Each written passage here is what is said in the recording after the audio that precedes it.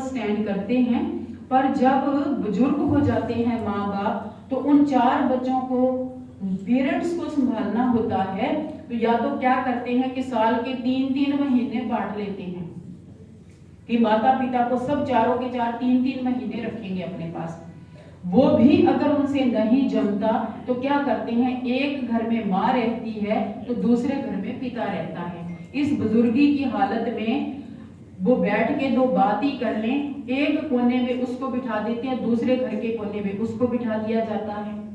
और ये भी अगर नहीं जमता तो कोई तो अपने बुजुर्गों को अपने जो बना रखे होते हैं, क्या ओल्ड होम ओल्ड हाउस वो बना रखे होते हैं बुजुर्गों के लिए, तो वहां पर उनको रख देते हैं।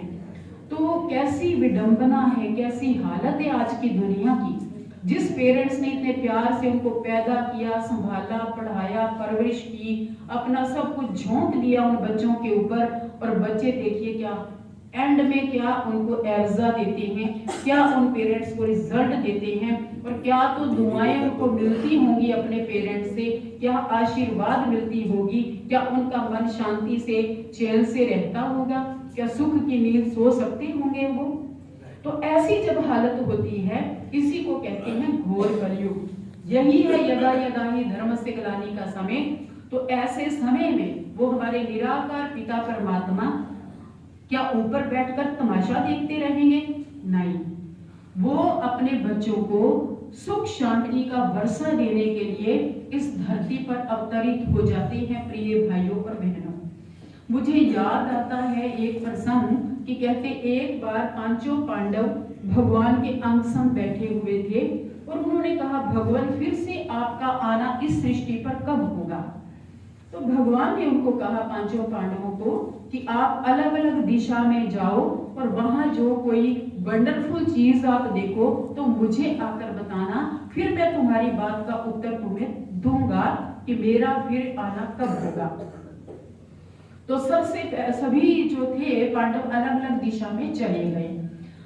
तो सबसे पहले जो थे लौट कर आए युधिष्ठिर, फिर उसके बाद अर्जुन, फिर उसके बाद भीम, नकुल, सहदेव, सब लौट के आए और बड़ी सबके चेहरे पर बड़ा अवंडन था कि बड़ी आश्चर्यजनक घटनाएं सबने देखी।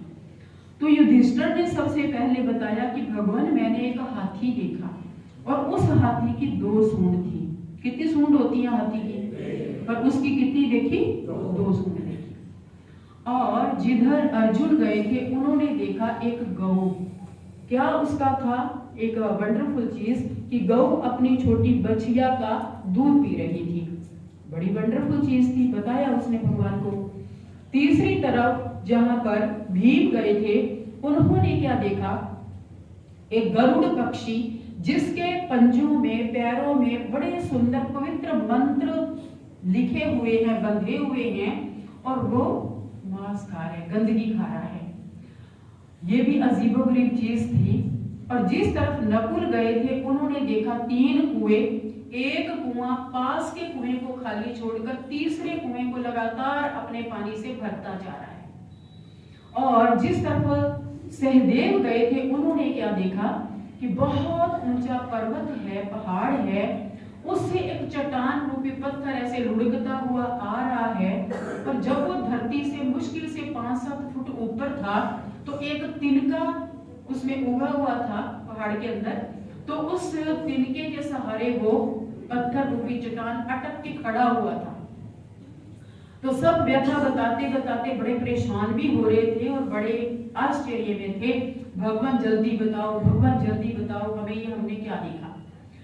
तो भगवान ने उनको उसका आध्यात्मिक रहस्य बताते हुए कहा कि मेरा फिर से आना तब होगा जब ये सारी चीजें सभी तरफ व्यापक होंगी, और वो होगा घोर कलयुग का समय।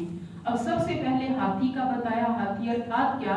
हाथी जो होता है वो राजा का सूचक होता है अथवा वो अधिकारी का सूचक होता है।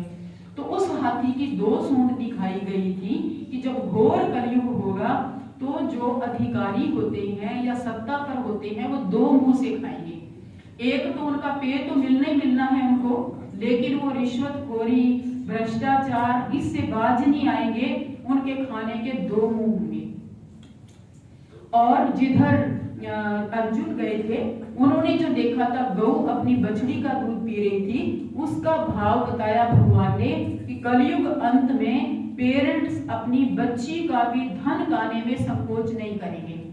अब पांचों उंगलियां तो बराबर कभी नहीं होती हैं, लेकिन कलयुग में ऐसे ऐसे एग्जाम्पल आपको मिल जाएंगे जो अपनी बच्चियों का भी धन जो है, बेटियों का, वो भी खा जाते हैं।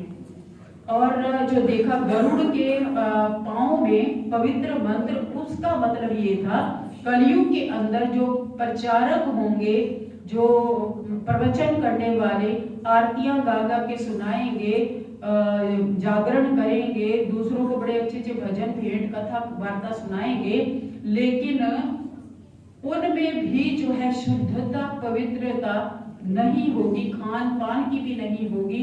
वो पता नहीं क्या क्या खाते पीते रहते होंगे और दूसरों को उपदेश सुनाते रहते हैं। और जिस तरफ वो देखा था देखा कि पहाड़ से जो लुढ़कता हुआ आ रहा है पत्थर और वो उसके सहारे पर खड़ा हो गया, तिनके के सहारे। इसका मतलब ये बताया कि कलयुग अंत में पत्थर धर्म का प्रतीक है, तो कलयुग अंत में जो धर्म होगा वो सिर्फ भावना के सहारे पर टिका होगा। बस लंबे लंबे तिलक लगा लेना, गेरुए वस्त्र धारण कर लेना और मतलब पूजा की पद्धति अपना लेना, लेकिन उसमें वैल्यूज का ना होना। माना पवित्रता जो मेन पिलर है इस धार्मिक बात का, तो वो उनके जीवन में नहीं होगा, वैल्यूज नहीं होगी उसके जीवन में, सिर्फ नाम का भावना का वो पत्थर दिखाया गया। और फिर जो 3 कुएं दिखाए गए, एक कुएं को छोड़ के तीसरे को पानी दे रहा है, तो उसका मतलब ये था कि आज जो रिश्ते नाते बन गए हैं, किस कगार पर पहुंचे हुए हैं, हम सभी उससे बिल्कुल भी अनभिज्ञ नहीं है। ये घोर कलयुग का लक्षण है कि आज जो अपने भाई है, बहन है, परिवार है, नजदीकी परिवार है, आज उसके साथ तो कोई बोलचाल और कुछ नहीं है, लेकिन फ्रेंडशिप और दूसरा जो जान पहचान का सर्कल है, वहां लोग पार्टियां करेंगे, वहां जाके मिलेंगे जुलेंगे, सब करेंगे, लेकिन नजदीक घर में भाई भूखा भी मर रहा होगा ना, तो कहेंगे हम क्या कर सकते हैं, ये करे और खाए ना, हम भी तो कर रहे हैं, वगैरह वगैरह, ऐसी बात उनके मुख से निकलेगी। तो अब अंत में मैं आपसे सबसे ये पूछना चाहती हूँ कि ये सारे के सारे जो हमने चिन्ह बताए और लक्षण बताए, और भगवान ने भी जो बताए कि ये पांचों घोर कलयुग का समय होगा, और ऐसा जब चारों तरफ ये देखने को मिलेंगी आपको निशानियां, तो वही मेरा आने का समय होगा। तो आप सबको क्या लगता है, ये भगवान के अवतरण का समय है या नहीं? ये घोर कलयुग का समय है या नहीं? जो समझते हैं हाथ उठाएं।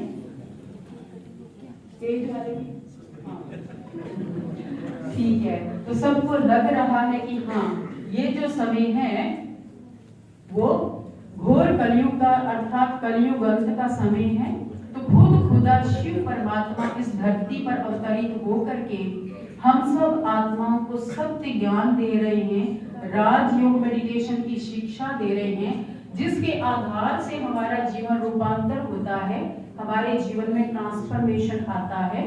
तो इस समय जबकि भगवान आया है, वो हम पर बलि चढ़ रहा है, हमारे लिए सब कुछ कर रहा है, तो हमारा भी नैतिक फर्ज क्या बनता है, हम भी उस परमात्मा की बात को माने, गुरु की आज्ञा मानी बातें, माना सतगुरु की आज्ञा मानी बातें, उनकी श्रीमत पर एज इट इज चलना, हाजी करके चलना, ये हमारा परम धर्म है।